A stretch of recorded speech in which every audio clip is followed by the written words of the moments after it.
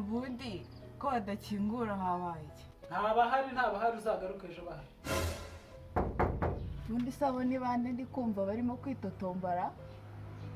Sheri! Oh my god, bro. Be! Ariko iyo umuntu akubwiye ngo ntabahari ntabwo wataha ukazagaruka ejo. Ego komanda. Hello. Sheri wasinze ku buryo utinyuka kumbwira aya magambo cyabampinduriye ntabwo ari wowe. What? Mana yanjye. Ese wese ubwo ni wowe cyabampinduriye. Abantu bahangaha babaye wagira ngo hano inabahantu gusa. Ubu Sheri wambaye ukaza ukambwira ikintu wabaye. tumva ntago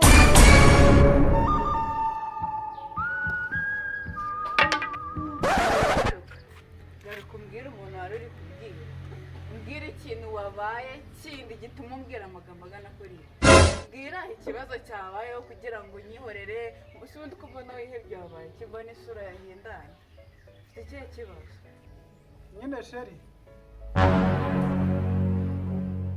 Kubijyanye n'ubukwe. Uretse mbanza mubaze. Ubukwe njyewe ibintu byose namajije kubishyira ku murongo. Byose byarangiye. Ikibazo kindi ufite ku bukwe ni iki? Wowe bigeze hehe ubundi? Ko narinje kukureka. Ubukwe burabura iminsi 3 yonyine ngo bube. None kumbwira ngo ku kibazo kijyanye n'ubukwe wabuze iki se habaye iki?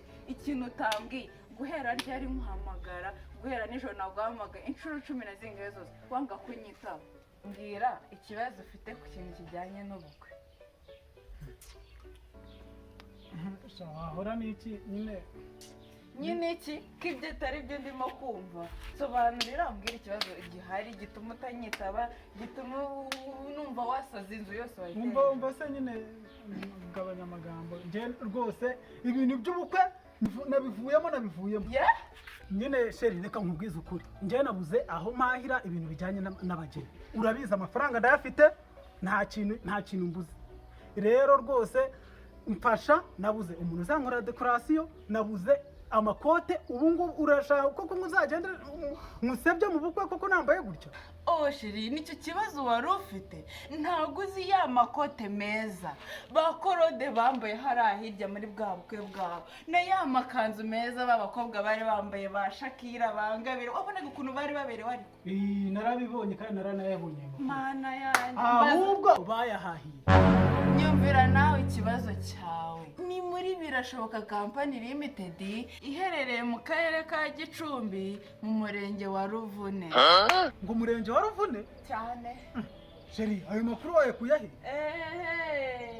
Nawe koko amakuru aragendaga nta hantu gatagera. Nje n'ubwa mbere mbyumvishije. Oroshya nje mwereke. Ihorere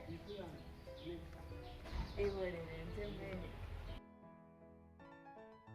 Warakitswe n'ukuri waraho